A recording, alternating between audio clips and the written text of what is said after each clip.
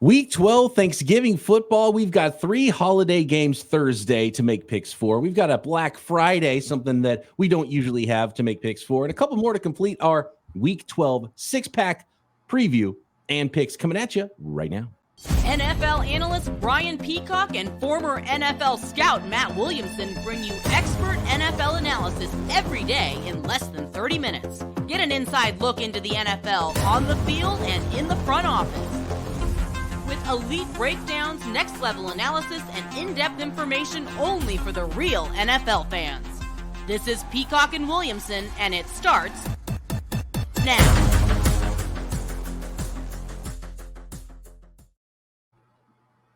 Welcome to the Peacock and Williamson NFL Show. Brian Peacock alongside Matt Williamson at BD Peacock at Williamson NFL. Thanks, everybody, for making us your first listen here on the Locked On Podcast Network, your team every day. We love all the everydayers out there.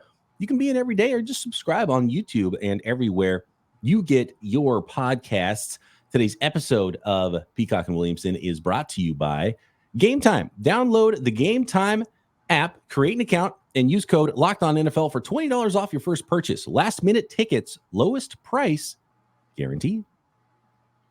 So we don't have our normal Wednesday mailbag today. We might be able to filter in some questions as we do our six-pack because we're going to be short. We don't have a holiday show Thursday morning for you, but we'll be back Friday to preview and make picks for the rest of the week and break down what we saw on Thursday with some nice divisional matchups for Thanksgiving. And, of course, we got Packers-Lions, we got Commanders-Cowboys, and 49ers-Seahawks in the evening. So let's start early and go Packers-Lions, Matt, and the home Lions, big favorites here, 7.5 points. Yeah, Lions are a very good team, but I think their defense is starting to crack a little bit. I mean, it's not as dominant as it was to start the season.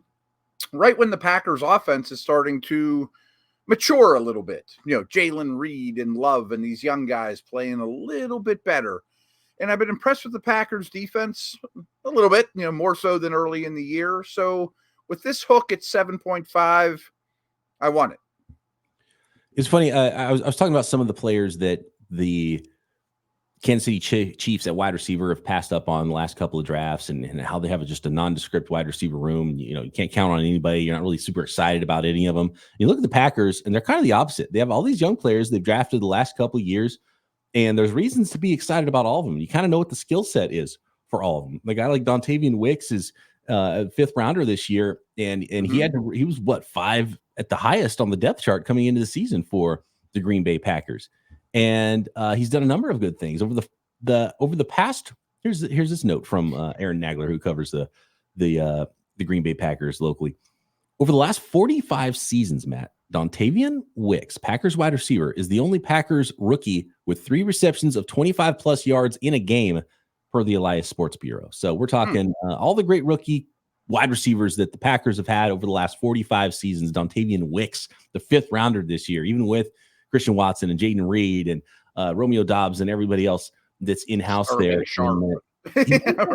Yeah, he's a ball player. I liked his tape coming out of West Virginia. He was kind of an overlooked prospect. I think he was injured or something at the combine, so we didn't get a lot of pub pre-draft, but nice player there. And, Jaden Reed is sort of become like this leader as a rookie in that wide receiver group. So it's fun. And Jordan Love, game to game, he's shown some inconsistencies, but then sometimes like, okay, there it is. And then sometimes like, there's a stretch where it's like, I don't know if he's going to be the guy. So interesting there. The question is, do we like that I just explained enough to keep it within a little over a touchdown against the Lions at Detroit on a short week? I do. I'll take the 7.5 here. I think the Packers are improving. I'm not thinking the Lions are falling apart, but I do think their defense is not as great as it was to start the season. So I think you got a close game here. Short week, division. Going the other way. I'm taking the Lions. Right. I'm giving up all those points just because I just trust the Lions right now. Short week, division opponent, could keep things a little bit closer than normal.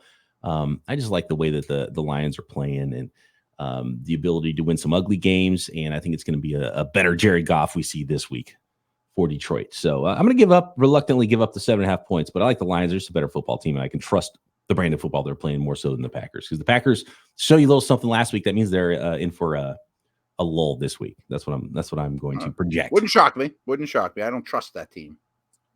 The Washington Commanders are at the Dallas Cowboys. The Cowboys are just putting up numbers on people, scoring points on defense. Actually, can we go to the mailbag really quick? We have a question about Deron Bland. And listener David on Twitter says, Deron Bland has replaced Trevon Diggs since the injury and tied the interception for touchdown record, as many touchdown catches as Kyle Pitts this year. And I don't know, it's a little jab at Kyle Pitts for no reason. Yeah, say what Kyle Pitts do. He's not the only one. Pro Football Focus, the second highest graded cornerback, seems to give up less big plays than Diggs. Is he an all-pro or even in the spot conversation? And could Deron Bland be just as good of a player as Trevon Diggs has been for the Cowboys? I know that organization, people that study the Cowboys have been raving about this guy before the big plays, before the stats, before having more touchdowns than Kyle Pitts and a lot of others. But so I'm going to say yes. But I will say I need to do more homework on him. I mean, I don't remember studying him coming out of school. I mean, he's kind of a nondescript dude, his path to the league. So I'm not going to pretend to be a Bland expert, but I do think that he's building a pretty strong case for Pro Bowl type stuff. He's doing exactly what Diggs has done in the past, really, and better, just scoring on these interceptions. So the big play, I think Trevon Diggs got a lot better. He was knocked early in his career with giving up the big plays, and he will take some risks. But I don't know if I would go as far as to say I like Deron Bland more than Trevon Diggs, but nice player out of nowhere. And you don't really have it doesn't hurt you to lose a player like Trevon Diggs, which is going to be a big problem for them down the stretch. And it turns out it's not a problem at all for the Dallas Cowboys. So that's the big bonus for Dallas right now, whether he gets postseason accolades or not. Mm-hmm. And he's cheap. You're going to have him for a while. And obviously their pass rush helps things. And that brings me to this game. Is Howell going to get sacked 15 times, 12 times, only 8? I mean, I think the wheels are starting to come off a little bit in Washington. I mean, that defense just allowed the Giants to do stuff, and they turned the ball over. And, we're already talking about coaching changes. We mentioned yesterday, brought up the enemy's name. I think Dallas has shown a propensity to beat teams by 100 and will on Thanksgiving again. Yeah, it feels a lot like last week where it's like 10.5 Dallas at home. I'm gonna take the favorite again on this short week and give up the 10.5 points for the Dallas Cowboys over the Washington Commanders on Thanksgiving. Me too. Next, we got 49ers Seahawks, the night game on Thanksgiving. We've got a Black Friday special, the Miami Dolphins at the New York Jets, and a new quarterback in New York, according to head coach Robert Saleh. A couple more picks as well in our Week 12 six-pack preview next. Today's episode of Peacock Williamson is brought to you by Gametime. Download the Gametime app and a little special offer for our listeners for an app that will allow you to not worry or not have the normal. I mean, come on, you're going to an NFL game, you're buying tickets, you're going to a baseball game, you're going to a basketball game, you're going to see a concert, right? Comedy show. It shouldn't be a hassle to get the tickets for it and take some of the joy out of going to this big event that you're going to do with family and friends. So you shouldn't have to worry about when you're buying tickets for your next big event. And that's where Gametime comes in. Fast and easy way to buy tickets for all the sports, music, comedy, theater events near you. And killer last-minute deals on those tickets at Gametime. All-in prices, views from your seat, and their best price guarantee. Gametime takes all the guesswork out of buying tickets. I mentioned you can see the view of your seat before you buy, so you know exactly what you're getting. All-in prices without those hidden fees. And buy tickets just a couple seconds, couple taps, and right there on the app, you don't have to go fishing through your emails to find the tickets when it comes time to show up to your event. And by the way, you can buy tickets up to an hour after the event starts as well, with tons of those last-minute deals with the Gametime app. So take the guesswork out of buying tickets with Gametime. Download the Gametime app, create an account, and use code LOCKEDONNFL for $20 off your first purchase. Terms apply. Again, create an account and redeem code LOCKEDONNFL for $20 off. Download Gametime today. Last-minute tickets, lowest price guaranteed.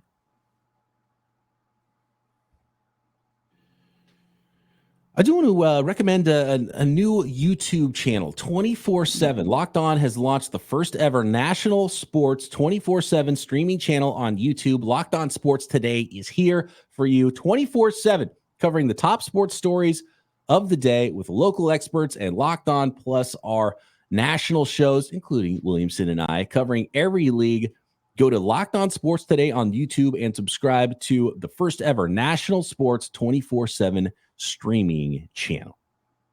Soon to be coming to a smart TV near you as well. And we'll let you know when that happens with Locked On Sports today. So you get more Peacock and Williamson.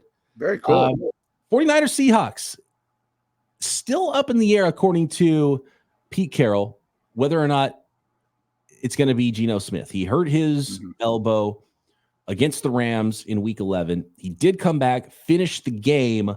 They're going to evaluate it. It's going to be difficult to know pregame, Matt. So it does muddy the waters a little bit in this game as the 49ers visit the Seahawks in week 12. If it's going to be Drew Lock or it's going to be Geno Smith, they're not going to have any real practices, right, on a Thursday short week. And I think it makes a big difference because if it's Drew Lock, give me the 49ers by 1 million. And if it's Geno Smith, give me the 49ers by a few. 500,000. Yeah. I'm not picking anybody against the Niners right now. With all respect to the teams that played Monday night or Dallas, Miami, Ravens, whoever, I think the Niners are the best team right now. And even if I knew Geno was 100%, I think I would lay the points. And the fact that we don't know if he's playing or not, I think you run to the window to bet on the Niners while you can. I would want a few more points, but Seattle Seahawks home dog, and they're a good team, is not a bad bet usually. The way the 49ers are playing right now is scary, though. My heart tells me give up the points, take the favorite again here, 3 in a row for me on these Thursday games, and take the 49ers because of the way they're playing. But something tells me divisional matchup, home dog, especially if that sneaks up over a touchdown, I might want to just take the points. So brain tells me take points, home dog, Seattle Seahawks. Geno Smith's probably going to play. I think he is going to play. And heart tells me 49ers potentially by a lot just because of how they're playing. So we mentioned that Monday nighter, and you just brought it up, Matt. And you see a team like the Eagles, you see teams like the Lions, you see teams like the Kansas City Chiefs this year. And, you know, they're winning a lot of football games, and some of them are kind of difficult and grinding it out. When the 49ers are playing well, it's not a grind. They just make it look easy. They stomp people, right? And they did have a hiccup in a couple of weird close games, but when they're on, it's not. Jacksonville's good, and that wasn't even close, right? You know? And we saw them already do that to the Cowboys. They beat the Cowboys 42-10 earlier this year, and you boat raced them. So, and they've had the Seahawks used to be the boogeyman, especially in Seattle. And I still can't get that out of my mind. It's a tough place to play. Short week is always difficult. So I do think it could be potentially a little bit of a lower scoring game with these defenses and a little ugly, fill it out sort of a game. I do like the 49ers. My brain tells me take the home dog and take the points. And I think I would wait and see because a lot of money probably coming in on the 49ers, especially with the injury to Geno Smith with some uncertainty there. If you can get the touchdown and get the 7 points, feel a little bit better about it and take the points. So I might just wait a couple days on that one. I have respect for Seattle, but I think that last loss is going to hurt them bad. I think we mentioned what their upcoming schedule is. It's the nastiest month of football that I think I've ever seen. I'm trying to pull it up now just so I remember. So it could be some dark times for Seattle. And where are they here? This is a huge stretch while you're looking for that. This is a huge stretch for both of these teams because the 49ers or the Seattle and 49ers play twice in 3 weeks. So in 2 weeks, the Seahawks come to the 49ers place. And in between that for the 49ers is the Philadelphia Eagles, which has been a long-awaited rematch. That was the game that was circled on the schedule. So this is massive. If the 49ers want any shot at the 1 seed in the NFC, they want to win the division, that can all happen in the next 3 weeks. Or they could be like, oh, no, we're not even first place in the division right now. And we're going to be fighting for a wild card spot after 3 weeks. So it's a huge stretch of games for the 49ers. I know the Seahawks have a rough schedule as well, including 2 against the Niners. Yeah, you're right. I pulled up the schedule grid, and Seattle just lost the Rams, which I think is huge for them. Although the NFC, I think they get in no matter what. But Niners, at Dallas, at Niners, Philly. That is not easy. Oh, man, they may get none. I mean, they got to go 0-5 in this stretch. Do the Seahawks have the Ravens, you said, too? Because the Niners, I believe, have the Ravens coming up in a couple of weeks as well. No, they already did that. Okay. That's out of the way. The only AFC North game they've left is the Steelers. I meant to say this about Washington, too.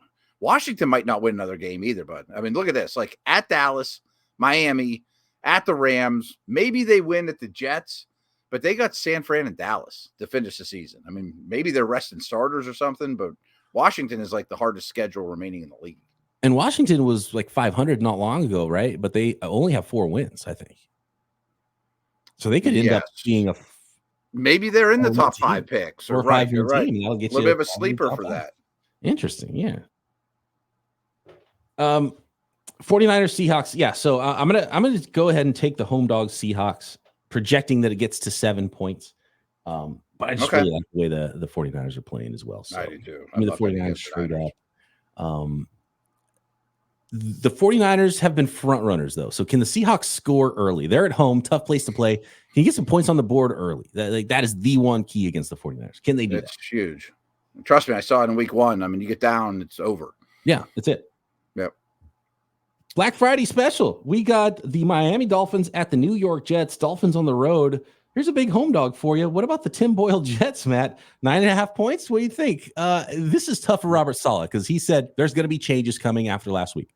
And one of those changes is Tim Boyle is now your starting quarterback for the New York Jets. I don't think that's better than Zach Wilson necessarily.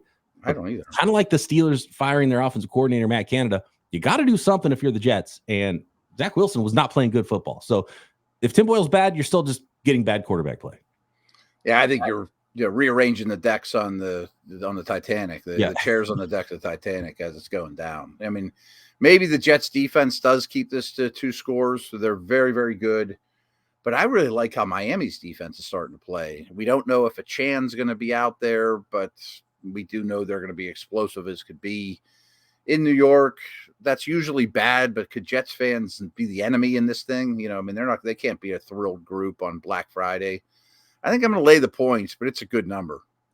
And we saw last week against the Bills, right? How, still when things are that bad on offense and a team can still put up some points on you and cover that number as good as the Jets defense has been. They're just asking too much, I think, of their defense at this point, against the Miami Dolphins team that we haven't seen the Dolphins really put up numbers on a good unit either. So I'm going to be watching the Dolphins with interest here on offense to say, okay, can you light up the scoreboard? Can you do what Josh Allen did to the Jets and put up 32 points, right? Because I'm not worried about the Dolphins defense against the Jets offense. How many points are the Dolphins going to put up? So that's the interesting one to me. I still think I can't take the Jets. How about this? I got some stats. So I'm going to take the Dolphins. I'm going to give up all those points. How about this, though? Tim Boyle, he has never had a single season, NFL or college football, Matt, with more touchdowns than interceptions in a season. And he's in the NFL. Starting NFL quarterback Tim Boyle. He had one touchdown to 13 interceptions 1 year at UConn. He had 11 touchdowns.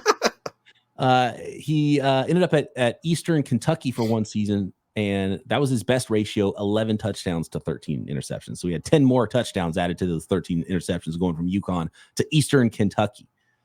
And his career passer rating in the NFL is 50.3, and he's got, 3 touchdowns to 9 picks in the NFL career. Holy smokes. Yeah. So I'm big into EPA, and if you pull up offensive EPA for the year, the Jets are last, and I don't think Mr. Boyle's going to dig them out of that. So it goes Jets last, quickly followed by the Giants, and then this big gap, and then every other city in the NFL. And we end up watching the Jets and Giants on primetime like every week, it seems like.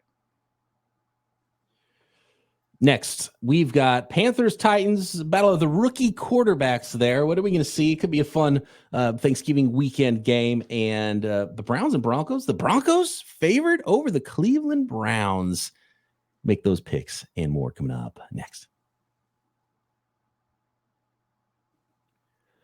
Today's episode of Peacock and Williamson is brought to you by PrizePicks, daily fantasy sports made easy. PrizePicks is the most fun you will have playing daily fantasy sports this season. How about this? While you're having all that fun playing DFS, win 25 times your money as well. All you do is you select 2 or more players. You pick more or less on their projected stats at PrizePicks, and the more players you pick and get right, the more you can multiply those winnings and turn, say, $10 into $250. And now with basketball season here, you can pick combo projections, scores across football and basketball from the Specials League at PrizePicks. It's a league created especially for those combo projections. So, for example, you can have LeBron James plus Travis Kelce, 10.5 combo of 3 points made and receptions in a game. So have tons of fun. Make yourself some money at PrizePicks. It's daily fantasy made easy. And a special offer for our listeners. Go to prizepicks.com/LockedOnNFL or download the app and use code LockedOnNFL for a first deposit match up to $100. That's prizepicks.com/LockedOnNFL. Code LockedOnNFL, all lowercase, for a first deposit match up to $100. PrizePicks, daily fantasy sports made easy.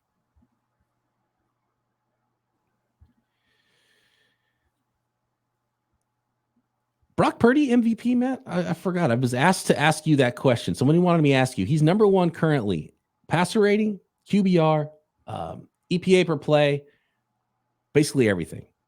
Success rate, whatever the analytics have for stats. Brock Purdy's leading the league right now. It's pretty unbelievable what he's doing. Some listeners asked me to ask you that, and we have a second here, so I want to ask you.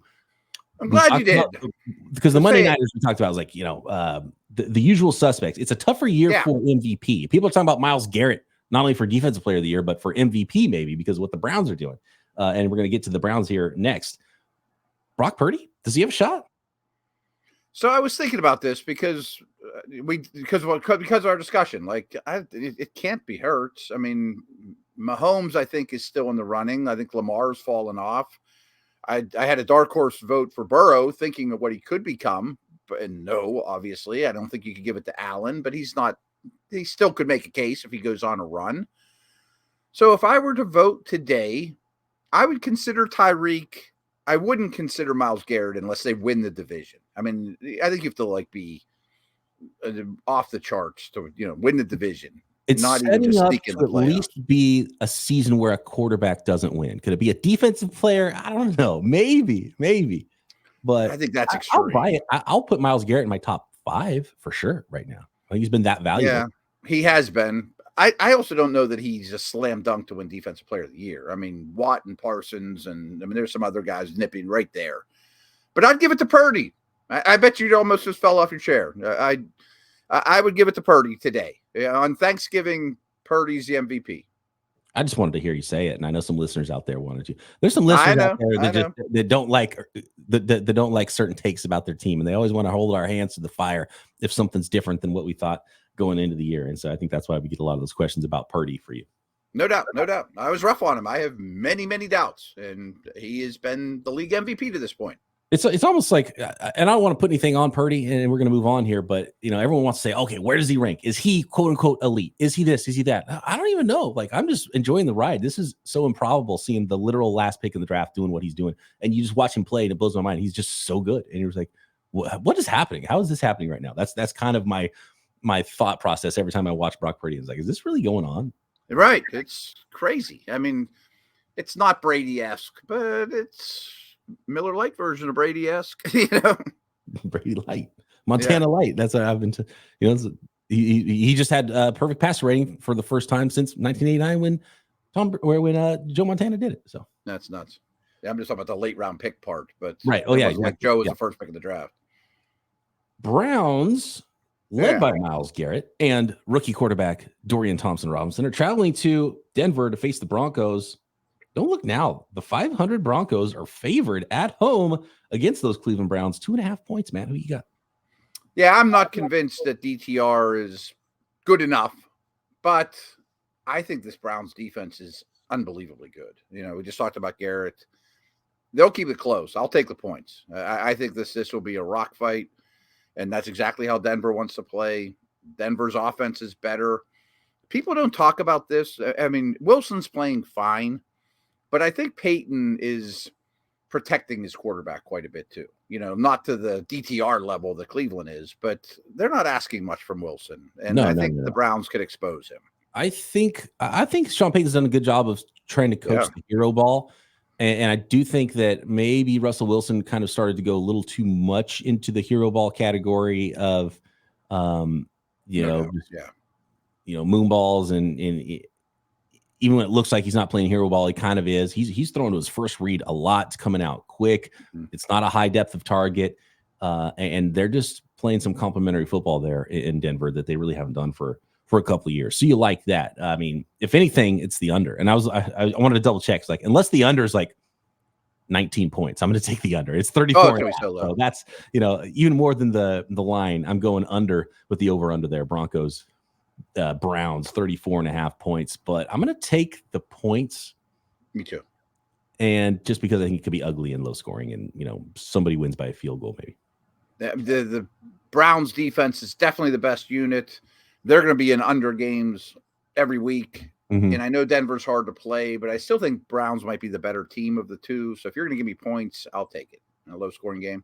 And again, for the Browns, and I said it last week, and they still won, even though DTR was, sub average quarterback level. Can you get semi-average quarterback play? No big mistakes from DTR. Maybe he scrambles for a couple extra first downs for you. That's going to be a winning formula for the Browns if he can do that the rest of the year. Yeah, it could be enough. Could be enough.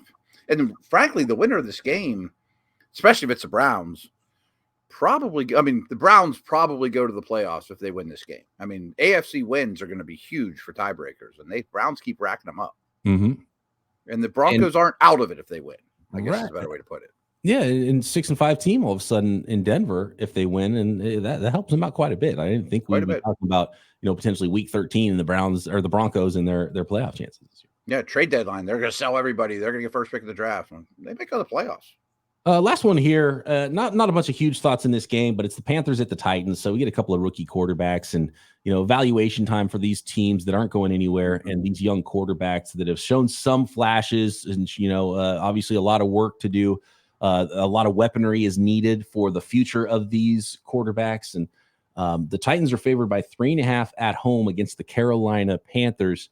Will Levis and Bryce Young. What do you think about this game here to finish up our 6-pack for Week 12, man?